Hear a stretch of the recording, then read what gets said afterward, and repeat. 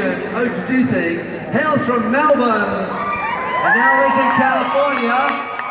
Where's my Aussies? Aussie! He was born with a very rare disorder. Only 7 other people in the entire world have this disorder. He is a Bachelor of Commerce from Griffin University. In 2005, he founded the international non-profit organization Life Without Limits, I apologize. Award-winning author. He's actually been awarded in acting. I read that. And he's also sang on a record, just amazing. His book, Life Without Limbs, has been translated in over 30 countries. What I love is the title, what the book's about. The book's about inspiration for a ridiculously, say that word. Ridiculous. No, everybody. Ridiculously good life. 5 of his loves of his life, his incredible wife, and his 4 children, including twins. He does talks all over the world, and what I love about him, he's been an inspiration. I was telling you that the other day, just an inspiration. And I've used your work in my work over the last decade, but it's how courageous. When we talk about grit, when we look at the science of grit, I believe, Nick, you are the exemplification of grit. Let's hear it for Nick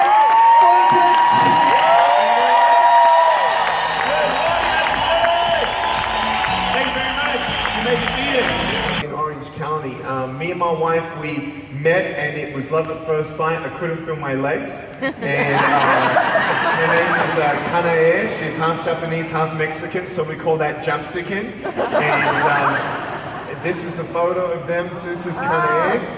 On the left is Kiyoshi, he's 5.5. Dayan is 3 on Tuesday. And then these girls, they're now 7.5 months old. And we're just so thankful for them. Just letting you know, if anybody ever wants children, no one ever told me this, but in any pregnancy, and everyone say, in any pregnancy. In any pregnancy. 1 out of 275 pregnancies actually end up with the embryo splits and you get identical twins. Absolutely insane and awesome. Our hands are full, to say the least. It is awesome to be alive. Thank you for that photo. It's awesome to be alive. It's awesome to go through life and the good and the bad. And what I want to talk about today is embracing the ups and downs and really buckling down and making sure that you don't get in your way. You know those little snobby people who say, "Get out of my way!" Right? You're in LA, LA traffic. Beep, beep. I want you to turn to the person next to you and say, "Get out of your way." Go. Hear that. Because really subconsciously it's in the negative connotation that, well, wait a second, I want to be successful, I want to reach my full potential. Well, because I want to do that, how would I ever get in my own way? We can always have these people in our life who encourage us or discourage us, but really the biggest friend to you is yourself, and the biggest enemy to your success most of the time, everyone say most of the time, is you. And it's the perception of things, it's a perception of barriers. When you go to a hotel, and I don't know which hotel you're at, I heard that Isogenics took over Nashville. Pretty awesome. You know, when you go into a hotel, and you hit the top floor, let's say it's floor 27, you know you're at the top floor, right? But if you really want to go to the top and you really want to be creative, what are you going to be looking for? Penthouse. A roof. Well, how do you get to the roof? You're going to look for a staircase. If you really want to get to the top and have the best view, then when you're on the roof, what do you call in? A chopper, a helicopter, hello. So all of a sudden it's very interesting when you see the perspective of what is at the top. So we're going to be talking about how you need to get out of your way to get to the top. My company, Attitude is Altitude. Check it out, Attitude is Altitude. We actually want people to obviously not just reach the top altitude in their life, in their success and everything, but to also know the principles and values behind success. Because when I looked at success and I looked at everyone else around me, people would come up to me and say, well, what do you want to be when you grow up? And I'm like, I don't know, you want me to be a fireman or a doctor or a police? I don't know, like I'm gonna have to tell people handcuff yourself, you know? There were many things that I couldn't do, and you know, it would be a little awkward when people come up to me, you know, and especially adults, like when I'm 6 years old, and they don't even know, you know, do they shake my hand and you know, all that kind of thing. I just hug everyone, I'm a hugging machine, and the scariest thing about that is anyone can just pick me up and take me home. And when I was one day at school and waiting for somebody to come and pick me up, you know, it was a cold day, and so I would just break the ice. And I'd say, pretty cold day, huh? And he's like, yeah. And I'm like, I can't feel my hands. And I used humor more and more, where, you know, kids will come up and say, what happened? And I just tell them, cigarettes. And then humor has now taken me, sorry with the stat, but the books have been translated into 30 languages. And I've been in 68 countries, on TV to 1.6 billion people, 800 million people in China, 800 million outside of China. And I've been on 2,500 flights actually. If you put all my flights back to back between years 2007 and 2010, the years that I was a bachelor just before I found my wife, I was actually on the road every third day on a plane. You put all my flights back to back, I actually have been at 37,000 feet in the air 6.5 months of my life. I've been to Mexico 31 times, I've been to China 30 times, I just went to Singapore for a day. It takes a day to get there, you stay there for a day. If you just keep up, the jet lag doesn't catch up. But when I was a bachelor, I used to really do a lot of cool, crazy things as well. Like, you know, come up with some humorous ideas, like when I'm on a plane, get my friends to put me in the overhead compartment. And I don't know if anybody traveled on a plane pre-2005, but pre-2005, the overhead bins were closed. Yeah, now they're only closed when they're full. In '05 or previously, everyone was closed, and then you had to open it up. Well, someone opened mine up, and I said, hello. And I don't want to get handcuffed on a plane, but one day it was really cool. We actually dressed me up as the pilot and greeted the passengers as they got on the plane. It was so cool. It's on YouTube if you don't believe me. We put like hidden cameras and stuff. And like everyone was half asleep on a 6 o'clock in the morning flight from Dallas, Texas to Los Angeles, California. So they're walking, you know, up to the jetway. And my friend's the airline pilot. And he's like, I'll give you my hat, I'll give you my jacket, I'll give you my badge, and you can tell them that we got some new technology. And I tell you, man, it was awesome. The kids were like so excited. They're like, oh, I'm gonna put on Instagram, and the parents are freaking out. They're like, did you know about this? No, I didn't know about this. And everyone's on the plane, and my friend says, okay, come on board. So I walk on the plane just like this. And you look down the aisle, and everyone's head's like this. And I got the microphone, and I said, good morning, ladies and gentlemen. Thank you so much for boarding so fast. And they're like, oh my gosh! Some people gave their life to God for the first time. Can I tell you one more funny story? I was one day in the car seat of a car at traffic lights, and I'm in the front seat, not driving, of course, and this car comes up next to us, and this girl's looking at me, so I'm looking at her, and all she sees is my head. So just imagine, all you see is my head.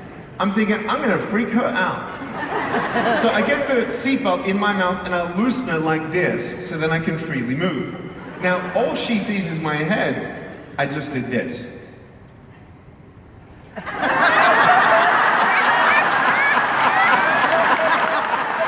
her face was like, so good.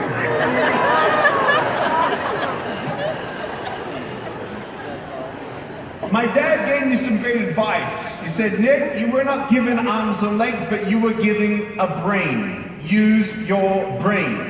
Figure it out. You don't have arms and legs, so you can't do what most people can do. But start a business, get into the stock market, get into real estate. Start a business in financial planning or accounting. get employees, and they can be your hands and feet. How cool was that? It's pretty smart. Huh? How cool was that? To get a piece of advice like that from my dad at the age of 6. And when we went to the store and we went to the shopping mall, when you understand the background of my parents, leaving communism regime, Yugoslavia in 1962, my mum left in 1969, my dad left. Then they got married in 1977, and I was their firstborn son, and they had no idea that I was going to be born this way, so I said, surprise! And they had a son and daughter after me, so I have 2 siblings, and they had no complications whatsoever with their birth. But it was something that really I wrestled with as I looked at everyone else having something that I did not have. And at 6 years old, I got a little frustrated when I'm looking at something on a bookshelf and I want to get it and I want it. And I say, Mom, can you please get that for me? And she says, no. We go to the store and we say, Mama, can we have that? And she says, no, get your own money. Well, I don't have any money. How am I, well, get a job. Well, how am I going to get a job? I don't know. Figure it out. So I'm looking, I'm like, man, you're the meanest mom in the world. Like, I'm disabled. Like, this is terrible. And so, you start milking a pig. It was the greatest thing for my parents to sometimes say, no, figure it out. And I grabbed, the ottoman where you have like a footstool, at the couch. I grabbed that with my teeth, and I pushed that with my shoulder, and I pushed that up to the bookshelf. Then I jumped up on that footstool. Do you think I got up there on the first time? No. It's very easy. Everything about life and success, believe it or not, is very simple. It's not rocket science. Ready? Here's a sentence. You don't know what you can achieve until you try. When you fail, you should then try again. When you look at Thomas Edison, he made the what? Light bulb. Anyone know how many times he tried to make the light bulb? 10,000 times. He failed 9,999 times. And you know what? Someone came up to him and said, hey, Tomas, how does it feel failing 9,999 times? You know what he said? I never failed 9,999 times. Now I know 9,999 ways in how not to make a light bulb. I finally got up on that footstool and I reached what I felt I wanted. And I got what I wanted. My brother, he learned that he could make money if he did some chores in the house. Well, I couldn't take out the trash, but I could vacuum the floor. And so I grabbed the vacuum cleaner on my shoulder, and it was attached with a hose in the house, and like this. Do you know what that taught me? Making $2 a week when I wanted a $15 item at the store, I had to wait roughly 7.5 weeks to do it. And then when I actually had $15 to purchase something, what it also taught me, and there's a story behind this in a second, what it also taught me was self-discipline, self-control, decision thought processes, and having an attitude of gratitude. If you don't have kids with an attitude of gratitude, then stop giving them everything they want.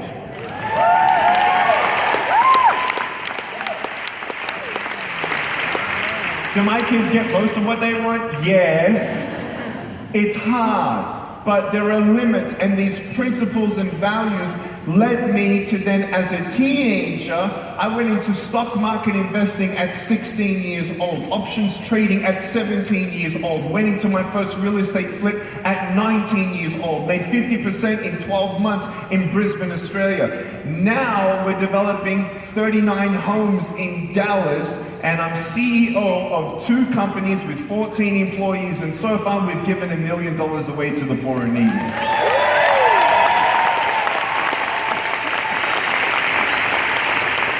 In a resume like that, what I'm trying to tell you is not to brag, but I want you to know who would have imagined, who would have thought that with this little foot with 2 toes, peace. I can type 43 words a minute on a normal computer, and after 2 cups of coffee, 53 words a minute.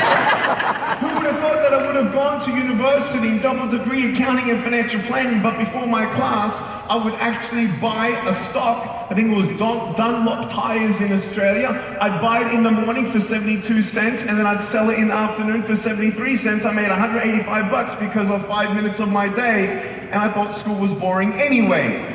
What you gotta understand is get rid of the limited thinking.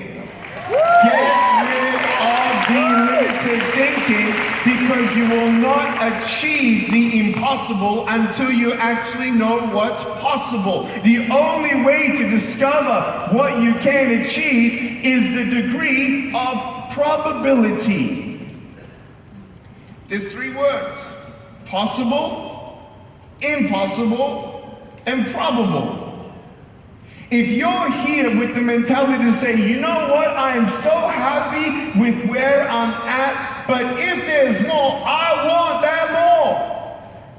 But you will probably not get to the more until you actually push yourself to the more or desire for the more. And sometimes we become complacent where we're at. It's a nice view on the 27th floor of my hotel room. But how much more nicer it would be if I was in a helicopter. How cool would that be? It's different. Can you turn me down just a tiny bit? I feel like I get excited and my hands fly everywhere and my voice goes up even more. But you don't know the view of that until you get there. You don't know how to get there till you start trying. You will probably never get there if you never try. Does that make sense? Yeah. And sometimes when you get comfortable, everyone say comfortable. Comfortable. We start looking at the other people and say, well, I'm doing pretty good compared to them. What if I stopped? You want to know where I came from? From an attempted suicide at age 10. Just surviving is a success. What if I stopped there? Getting through high school, and I graduated from high school, and I did not seek more. What would have happened? I would not have got my accounting and financial planning degree in 3 years. Now, graduating from accounting and financial planning, that's good. Isn't that good? Isn't that success? What if I stop there? What you gotta understand is it's in everything of life. If you wanna get married, if you wanna look for that person, marriage is hard, relationships are difficult, but until you put yourself out there and you try, you don't know what you can have or achieve until you try. I can't imagine my life without my wife and without my kids. And through the ups and downs, you see my foot, ups and downs, ups and downs. I never thought that I would get married. Never, ever. Never. I thought, even if I got married, I can't even hold my wife's hand. Even if we had kids, how am I going to hold my kids when they're crying? Well, today I don't need hands to hold her hand. I just need to be the husband that holds her heart, and you don't need arms and legs for that.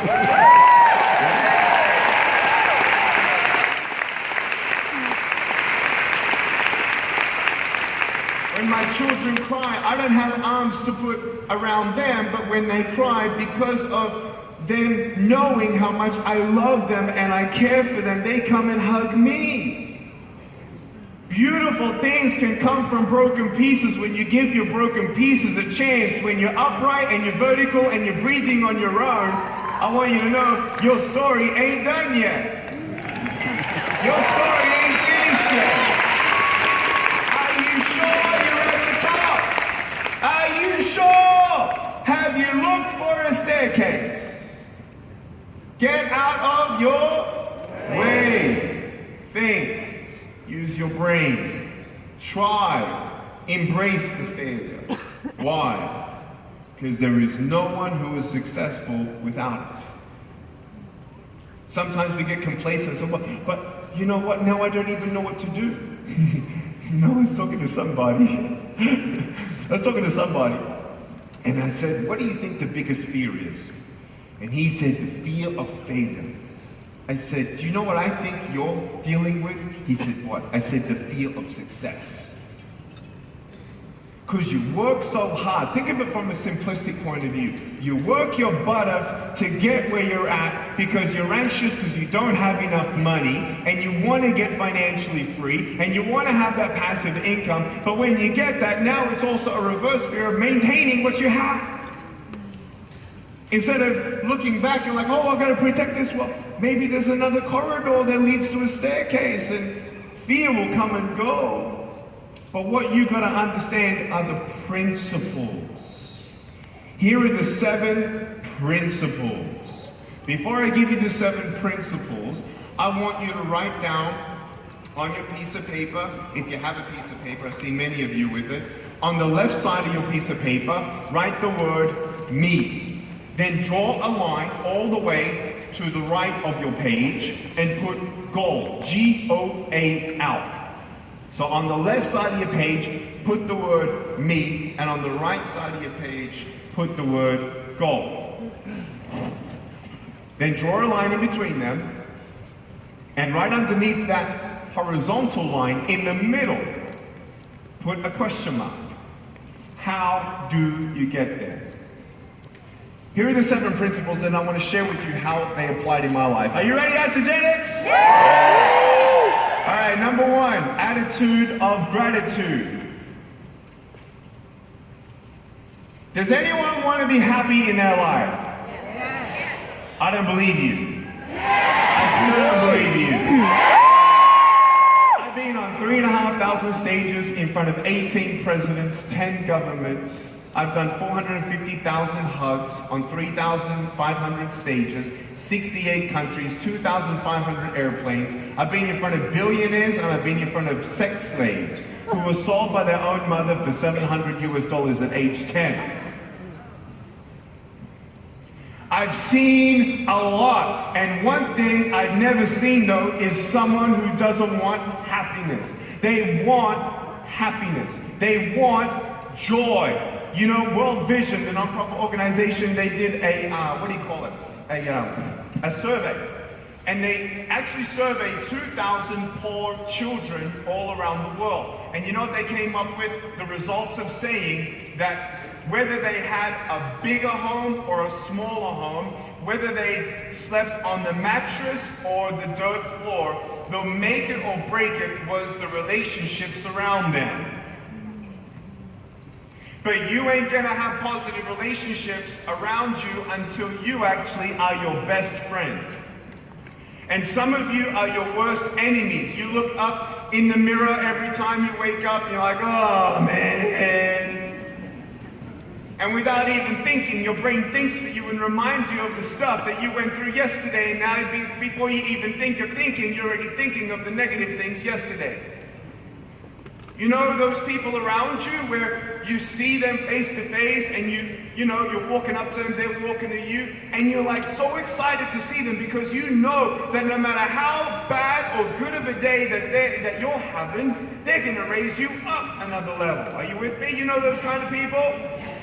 But then you see that person walking to you and you know that no matter how bad of a day you're having, they're gonna make it worse.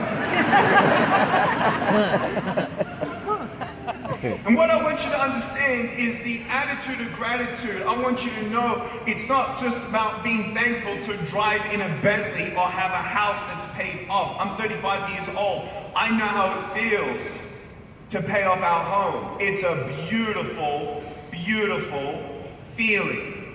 My GMC, which was retail price $98,000, I bought it secondhand, 17,000 miles on it, got it for $47,000. I'm telling you the facts here materialistically, just for a second, because I have a message behind this one too. I bought it for 47 grand. It's now in the shop, and they gave me a rental. A cool little Dodge pickup truck. That's probably worth $20,000 to $25,000. I'm not missing my big GMC car, because cars are cars. Money is money. Money doesn't give you happiness. Money, drugs, sex, alcohol, pornography, fame, and fortune. If you put your happiness in temporary things, your happiness will be temporary. You buy the newest car this year, and guess what's happening next year? They came out with another new car. When I buy my shoes, I'm just seeing if you're awake or not. Attitude of gratitude is not just materialistic things. What we got to understand is the most important things. You want to know if you're really thankful? Does anyone have anyone on earth that they love? Put your hand up. Nice one. There's someone in your life that you love. Put your hand down. Ready? Here we go. This is the greatest test to know if you have an attitude of gratitude. You've got 15 seconds to breathe.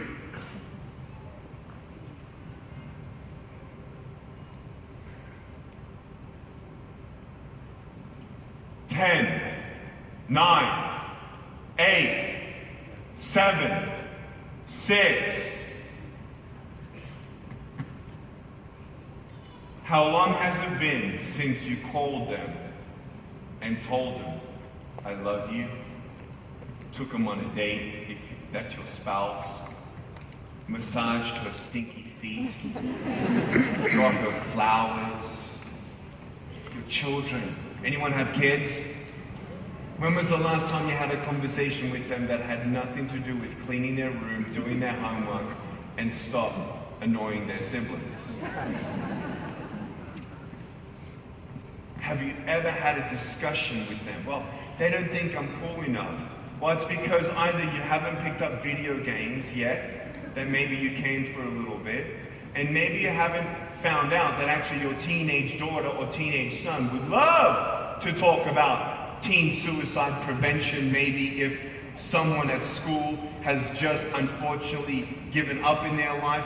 They would love to talk to you about human trafficking, 30 million slaves in the world. They are a millennial generation who actually doesn't care about the fluff. And they don't want to hear from a parent, they want to hear from a friend. But just because you're their parent, it doesn't mean that there's not another staircase to the roof with your children. Go figure it out. Go and feed the homeless with them. You need them to have more attitude of gratitude, then go show them what other people have or don't have. Take him I'm going to take my son, when he's old enough, to a hospital to show him what cancer is. He doesn't remember my dad. My dad died last year. My son is 5.5 years old. My second son doesn't know my dad. My twins don't know my dad. He died at 62 years old. But I want them to know how we all can have, first of all, an attitude of gratitude for what we have. But here's the second point. Ready? When you don't get a miracle, be one.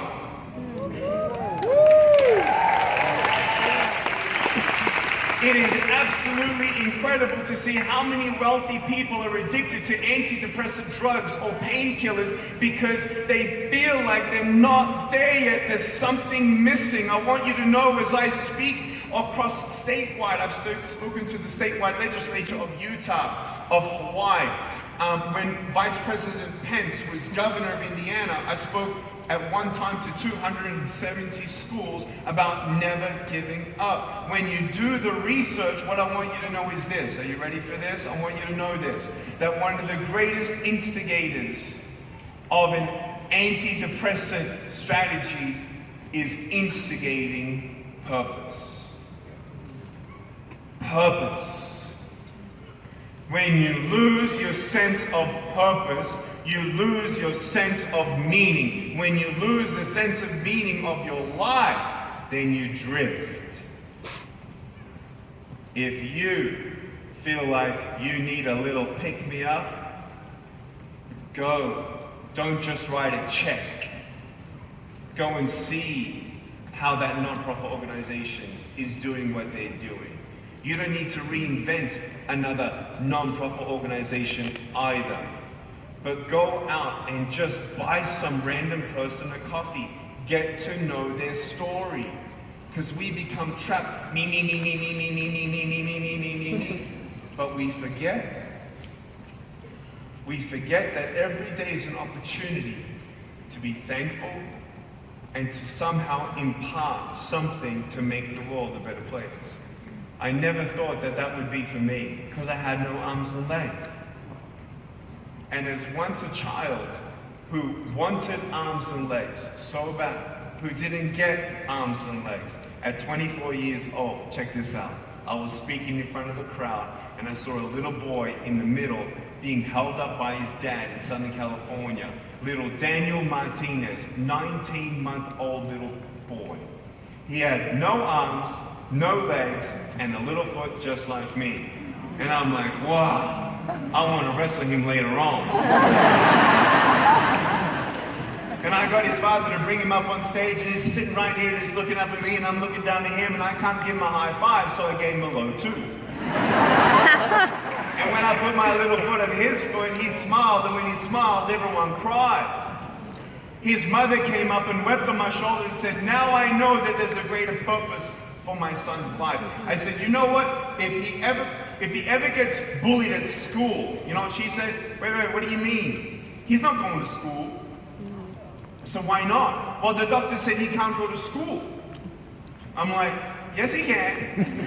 Because in 1989, I was the first disabled student in Australia to go on national TV, meeting national members of parliament to actually instigate and trailblaze the first special needs movement for children to go to school for the very first time.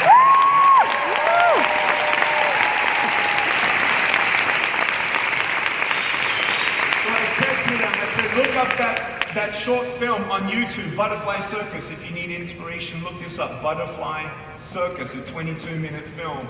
That was the one that I got. Thank you, Dave, for mentioning. You didn't have to mention that. I got Best Actor. Yeah, my palms were still sweaty and my knees were shaking. But Butterfly Circus is a great redemptive film. But the idea here is that when you don't get a miracle, you can still be one for someone else. And when I saw this family, and I said, listen, when he goes to school, if he ever gets bullied, I'm coming to his school in my wheelchair and I'm going to run them all over. No, that's not what I said. That's not a nice thing to do. But I went there to his school when he was 6 or 7 years old. He was getting bullied and teased. I spoke for 15 minutes, and from that day on, bullying actually never occurred ever once again for that kid, Daniel Martinez. Everyone say now. I got a phone call from his middle school saying, can you come to his middle school? I'm like, oh no, are they teasing him there at his school? They said, no, he's now like the coolest kid in this school, and now he's been telling everyone about you. Can you come just say hello? I'm like, okay. About a summer ago, or 2 summers ago, he was swimming in my pool, and at 2.5 years old, his parents said,